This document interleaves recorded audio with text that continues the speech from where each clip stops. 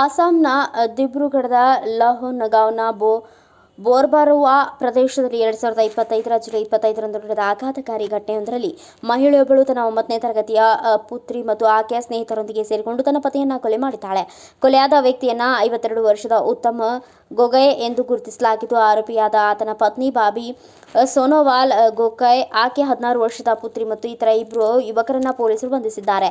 ಈ ವರದಿಯು ಕೊಲೆ ಪ್ರಕರಣದ ಪೂರ್ಣ ವಿವರವನ್ನು ಒಳಗೊಂಡಿದೆ. 2025ರ ಜುಲೈ 25ರಂದು ದಿಬ್ರುಗಢದ ಲಹೌನಗಾವ್ನ ಬೋರ್ಬುರುವಾ ಪ್ರದೇಶದ ತಮ್ಮ ನಿವಾಸದಲ್ಲಿ ಉತ್ತಮ್ ಗೊಗೊಯ್ ಶವವಾಗಿ ಪತ್ತೆಯಾಗಿದ್ದರು. ಉತ್ತಮ್ ಒಬ್ಬ ಉದ್ಯಮಿಯಾಗಿದ್ದರು. ಆರಂಭದಲ್ಲಿ ಆತನ ಪತ್ನಿ ಬಾಬಿ ಸೋನೋವಾಲಾ ಗೊಗೊಯ್ ತನ್ನ ಗಂಡನ ಸಾವು ಪಾರ್ಶ್ವವಾಯುವಿನಿಂದ ಆಗಿದೆ ಎಂದು ತಿಳಿಸಿ ಕೊಲೆಯನ್ನು ದರೋಡೆಯ ರೂಪದಲ್ಲಿ ಬಿಂಬಿಸಲು ಯತ್ನಿಸಿದ್ಳು. ಆದರೆ ಉತ್ತಮ್ನ ಸಹೋದರನಿಗೆ ಅನುಮಾನ ಮೂಡಿದಾಗ ಆತ ತಕ್ಷಣ ಪೊಲೀಸರಿಗೆ ದೂರು ನೀಡಿದ್ದಾನೆ. ದೂರಿನ ಪ್ರಕಾರ ಉತ್ತಮ್ನ ಕಿವಿಯನ್ನು ಕತ್ತರಿಸುವುದು ಕಂಡುಬಂದಿದೆ. ಇದು ಕೊಲೆಯ ಶಂಕೆಯನ್ನು ಬಲಪಡಿಸಿದೆ.